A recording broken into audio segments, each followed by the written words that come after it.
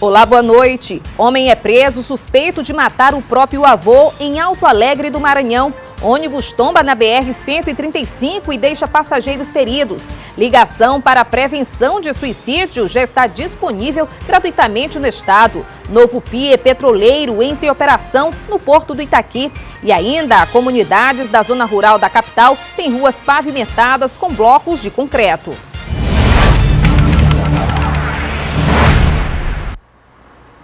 Um ônibus com mais de 30 passageiros com destino a Urbano Santos tombou nesta tarde, na BR-135. Os detalhes com a repórter Carla Priscila. De acordo com a Polícia Rodoviária Federal, o acidente aconteceu às 3 horas da tarde, aqui na BR-135, quilômetro 16. Com 33 passageiros, o ônibus saiu da rodoviária de São Luís às 2h30 da tarde. Segundo os funcionários, com destino a Urbano Santos. A causa do acidente teria sido uma saída de pista. Algumas pessoas que passavam no local na hora do acidente informaram que uma carreta teria trancado o condutor do ônibus. Alguns passageiros tiveram ferimentos leves e foram atendidos por uma equipe do SAMU. Um segundo ônibus foi acionado para seguir viagem. Carla Priscila, para o Jornal da Difusora. Em Alto Alegre do Maranhão, a 212 quilômetros da capital, um idoso foi morto pelo próprio neto na tarde desta quinta-feira. Por telefone, o sargento João Costa Filho falou sobre o caso. Acompanhe. Esse elemento, conhecido por buchudo, tem várias passagens aqui na delegacia desse município. É um dos maiores arrombadores, é baderneiro, é traficante.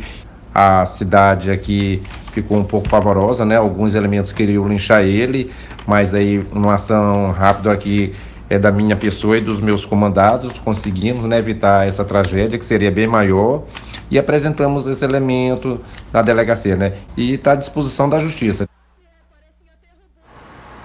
Já está disponível em todo o estado do Maranhão o número do telefone do Centro de Valorização da Vida, destinado para pessoas que estejam passando por dificuldades e precisam de ajuda, funcionando como uma prevenção ao suicídio. Uma ligação telefônica em apenas alguns cliques pode ajudar muita gente. Uma associação civil sem fins lucrativos trabalha gratuitamente no Centro de Valorização da Vida para prevenir o suicídio. Escutar o paciente é essencial.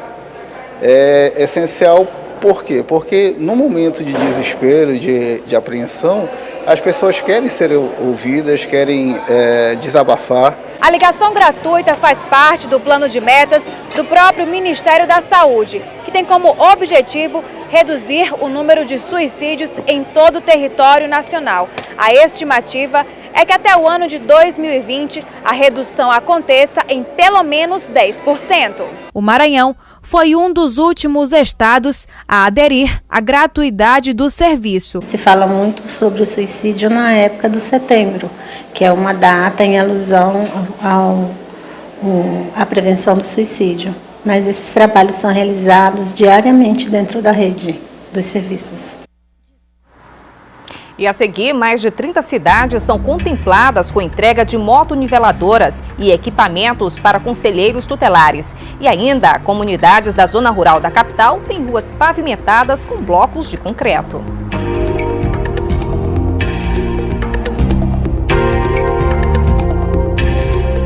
A inovação tecnológica se tornou fundamental para qualquer organização que deseja ganhar relevância no mercado. Muitas empresas maranhenses têm apostado nesta fórmula e conquistado destaque. O índice de inovação empresarial tem crescido no Maranhão, segundo pesquisa de competitividade e inovação das micro e pequenas empresas do Sebrae. O estado, segundo especialistas, conta com um mercado aquecido por novas ideias. No momento que eu crio facilidades, melhoro os resultados da minha empresa, eu estou inovando. Se eu não inovo, eu não consigo sair do status que me encontro naquele momento, tá? Então, é preciso, sim, cada vez mais empresários, né, investirem em inovação dentro do seu ambiente de negócio. Há 1 ano e meio, o radiologista Rodrigo comprou esta empresa que já tinha 37 anos no mercado e visibilidade nenhuma. De cara mudou a marca, investiu na reforma do espaço e inovou na gestão. Nós alteramos o sistema que a gente usa na recepção para tornar ele mais efetivo, mais eficiente. Implantamos também um teclado de opinião, onde todos os pacientes avaliam a qualidade do atendimento do recepcionista. E o recepcionista, eles têm um bônus, aquele que se desempenha melhor e que atinge as metas. Então a gente observou que com isso houve uma melhora, um aumento do número de pacientes. A melhoria da produtividade deles exigiu poucos investimentos, mas teve resultados expressivos, o que comprova o poder de uma boa ideia. O faturamento subiu cerca de 30% e agora eles se preparam para dar passos mais largos. Para não correr o risco de investir errado, estão contando com o apoio do Sebrae. Eles me orientaram na questão de um plano de negócios, estudando o mercado, principalmente aqui nas imediações, no bairro, e me orientando assim a fazer propaganda, a melhorar a qualidade do atendimento da recepção. Qualquer microempresa ou microempreendedor individual pode ser assistido. Somente no projeto Sebrae Tech, que é voltado para a inovação, de janeiro de 2017 para cá, mais de 850 consultorias foram ministradas e R$2 milhões foram investidos. Você precisa estar sempre correndo, tá? O que você lançou hoje, que é um sucesso, que é ótimo, ele vai envelhecer muito rápido. A velocidade do mundo hoje ela é gigante. Moradores do bairro Matinha, na zona rural de São Luís, receberam quase 2 quilômetros de ruas pavimentadas com blocos de concreto. A pavimentação de vias públicas é desenvolvida em parceria com agentes da própria comunidade. Quem olha as ruas da comunidade da Matinha assim, toda pavimentada, não imagina como era aqui nos últimos 40 anos. Era rua de pissarra, bastante lama, buraco, muito ruim sem acesso para a gente andar. A Rosimeire pode falar bem sobre essa realidade. É moradora do bairro há 35 anos. Agora, com as vias recuperadas pelo programa Rua Digna, tudo mudou. Muda tudo, o acesso de transporte, o acesso das crianças brincar, os idosos de andar na rua, então muda tudo, né? Para a infraestrutura da nossa comunidade muda tudo. Foram 6 ruas recuperadas na comunidade por meio do programa desenvolvido pelo governo do estado e que já implantou 72 projetos em 25 municípios maranhenses. Todo o trabalho é realizado pela própria comunidade, que contrata moradores para fazer a colocação dos bloquetes e outras obras e serviços de infraestrutura. E o recurso não fica apenas na comunidade. O material usado na pavimentação dessas ruas é produzido por detentos do Sistema Penitenciário de Pedrinhas, uma iniciativa que, além de gerar trabalho e renda, também ajuda na ressocialização dos presos. Ao todo, o projeto Rua Digna já contemplou a estruturação de 160 vias no estado, metade delas só na capital. É um projeto que envolve a melhoria dos bairros, em várias cidades do Maranhão, urbanização, infraestrutura, melhora as condições de vida das pessoas dentro das suas casas, porque tira a poeira, o barro de dentro das casas das pessoas, melhora a saúde. Com as ruas dignas na Matinha, a brincadeira da Ana Lívia com as outras crianças da comunidade ganhou muito mais segurança. Pedra, terra misturada quente, de vez em quando a gente se machucava, aí ficava uma dificuldade para nós. Agora tá para brincar, tá ótimo. Conselheiros tutelares em municípios do Maranhão receberam um importante reforço para o trabalho que desenvolvem. Em solenidade, na manhã de hoje, o governador Flávio Dino entregou um kit de maquinários às entidades. A cerimônia marcou um dos últimos atos públicos do governador Flávio Dino antes do período de proibição para a realização de entregas e inaugurações previsto na lei eleitoral por conta das eleições de outubro deste ano. Diversas lideranças políticas participaram do evento e foram convidadas para entregar as chaves dos veículos aos prefeitos dos municípios beneficiados no auditório do Palácio Henrique de la Roque. Do lado de fora, carros que serão destinados a 10 conselhos tutelares em todo o estado para ajudar no atendimento de crianças e adolescentes que tiveram direitos violados. Eles foram adquiridos junto com outros equipamentos por meio de uma emenda parlamentar de autoria do deputado federal Everton. Não é só o veículo, né? São vários computadores, mobílias. Então tudo isso somará bastante para esse grande trabalho que nós estamos fazendo em Pinheiro, em parceria com o próprio Conselho Tutelar. Esses veículos eles dão as condições para que os conselheiros tutelares visitem as famílias vulneráveis, as crianças que estão tendo qualquer tipo de dificuldade e agressão, não só familiar, mas também dentro da sua comunidade de convívio. Também foram entregues 28 máquinas motoniveladoras que vão ajudar no trabalho de recuperação das estradas vicinais, facilitando o acesso a comunidades distantes e o escoamento da produção agrícola. Um investimento de quase 10 milhões de reais que faz parte do programa estadual Caminhos da Produção. Estradas vicinais. Nós sabemos que um município tão grande como o município de Caxias precisa constantemente de manutenção e recuperação das estradas vicinais para que os produtores rurais, para que os produtores familiares possam levar para a cidade o seu produto. E a seguir, novo pier petroleiro entra em operação no Porto do Itaqui. E ainda, torcedores lotam o Centro Histórico para assistir o jogo do Brasil contra a Bélgica.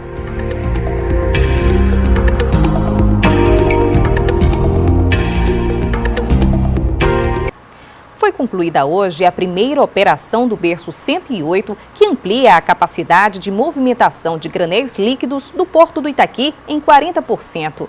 O terminal petroleiro foi entregue em março e, desde então, passava por testes. Os 11.500 metros cúbicos de etanol acabaram de ser descarregados por volta de meio-dia. Eles vieram das Ilhas Marshall no navio JBU Opal. Foi uma operação inaugural no berço 108 do Porto do Itaqui, ainda com um volume reduzido de combustível. A partir de agora, a cada navio atracado, a perspectiva é que os números aumentem e que em 6 meses o local opere com navios com 92 mil toneladas. Nós vamos conseguir hoje performar em torno de 12 milhões de toneladas de líquido, o que torna o Porto do Itaqui um dos principais portos, um hub de recebimento de líquido, tanto para a região Nordeste quanto para a região Norte. O Porto do Itaqui soma 8 berços operacionais, totalizando a movimentação anual de 19 milhões de toneladas, entre exportação e importação. Desses, 3 são específicos para líquidos. Os granéis líquidos que chegam aqui vêm de longe. O etanol, por exemplo, vem dos Estados Unidos, assim como parte do diesel e da gasolina, que também costumam vir do Oriente Médio. Os combustíveis abastecem não só o Maranhão, como todo o Piauí e parte da região Centro-Norte, chegando até o Distrito Federal. Ao longo dos últimos 3 anos, segundo a EMAP, mais de 160 milhões de reais foram investidos no Porto do Itaqui. Em contrapartida, o faturamento ao ano subiu 20% e o lucro anual aumentou de 300 mil reais para 68 milhões de reais. Entre as obras concluídas estão melhorias na infraestrutura, modernização e segurança. Aqui mesmo nesse berço e ao longo de todo o berço que nós temos, praticamente já está concluído todo o sistema de combate a incêndio, que até então não existia. E nós modernizamos ele com o combate de incêndio, que hoje o próprio Corpo de Bombeiro entende que é o melhor que tem no Brasil. Com a ampliação da capacidade de movimentação, o Porto Maranhense, apesar de atuar com produtos diferentes, já ganha destaque na comparação com o Porto de Santos, o mais importante para a economia do país. Foi divulgado o resultado final do concurso público da Polícia Militar do Estado do Maranhão para os cargos de primeiro-tenente do quadro de oficiais de saúde e soldado do quadro de praça policial. A listagem pode ser consultada no site do Centro Brasileiro de Pesquisas em Avaliação e Seleção de Promoção de Eventos, SEBRASP, na internet. Quem não teve folga nesta sexta-feira para acompanhar o jogo entre Brasil e Bélgica de casa, não deixou de ver a seleção entrar em campo. A opção foi assistir o Mundial do Trabalho mesmo. Jogo da seleção, motivo de folga e água fresca. Certo? Errado. Pelo menos para alguns funcionários de São Luís. Já que nem todos tiveram a mesma sorte, o jeito por aqui foi assistir como pode. Sentado no chão, na cadeira ou em pé. O importante mesmo é torcer, vibrar, empurrar e não perder um lance. Eu tô com esperança sim, porque o brasileiro a gente sempre tem que ter um pouco de esperança. Então o coração fica angustiado, a gente sofre de qualquer jeito, fica agoniado e tô com um pouco de esperança. O meu placar é de 2-1. Já que o clima tá bem tranquilo, que tal aproveitar para fazer as compras? Foi o que fez seu Romerito. Não só para fazer as compras, mas também o trânsito também. Foi muito rápido o deslocamento para cá, foi muito tranquilo. Não é a correria do dia a dia, né? Um jogo no serviço e o outro na partida. Assim, esses frentistas acompanharam o jogo da seleção. Um serviço essencial, a gente não podemos parar, né? Então, aí uma hora eu olho para a pista e olho para o celular para ver como é que está o jogo. E no Centro Histórico de São Luís, maranhenses se reuniram para assistir o jogo do Brasil contra a Bélgica. Além da disputa, o público também contou com atrações musicais e culturais antes e depois da partida. Pena que o resultado não superou as expectativas dos torcedores. As cores verde e amarelo tomaram conta do Centro Histórico. Muitos torcedores aproveitaram para assistir o jogo na Rua Portugal, que ficou cheia. Todo mundo veio confiante que ia dar Brasil na cabeça. Hoje é Brasil. É, com certeza. Confiante nesse placar? 3-1, ou 2-1 ou 3-1. Só Brasil hoje, rumo ao Hexa.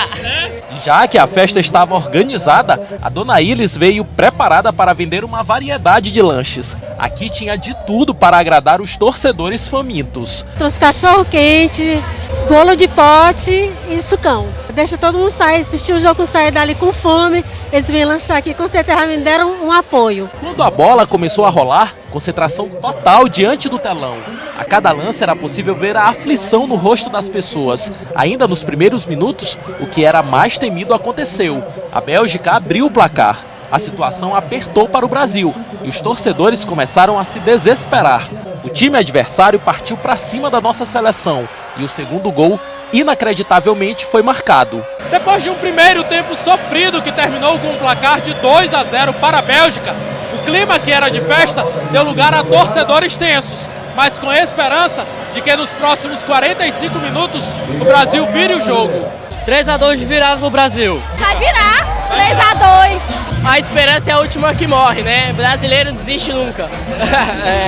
Mas sim, acredito que temos ainda o segundo tempo e o Brasil vai desenvolver um bom jogo e vamos revirar esse jogo. A equipe brasileira voltou mostrando um futebol diferente, o que encheu de mais confiança a torcida. Aos 30 minutos, Renato Augusto marcou o tão esperado gol para delírio de todos. Neymar e companhia bem que tentaram, mas o segundo gol não rolou. Placar final, 2 para a Bélgica, 1 para o Brasil. Com esse resultado, difícil mesmo foi segurar as lágrimas. Frustração. Esse era o sentimento. Chorei muito. Queria que o Brasil chegasse na final e trouxesse o Hexa pra gente. Lógico, eu queria muito. O jeito agora é esperar mais 4 anos para tentarmos mais uma vez conquistar o Hexa. Daqui a 4 anos pra torcer de novo, porque eu sou trouxa, mas eu vou torcer. Não deu, né? Mas tem que ter paciência, porque a paciência é uma virtude. Temos que seguir em frente que 2022 e Catar é nós. Para esse grupo, desanimar jamais. E, excepcionalmente, amanhã não teremos o Jornal da Difusora devido à grande final da Copa do Nordeste 2018 entre Sampaio Corrêa e Bahia. A partida terá transmissão pela TV Difusora a partir de 5h15 da tarde deste sábado. A equipe do JD deseja uma boa sorte ao nosso representante do Maranhão, é claro. Essas e outras notícias você confere no portal MA10. Muito obrigada pela sua audiência. Fique a seguir com o SBT Brasil. Uma boa noite para você e até segunda.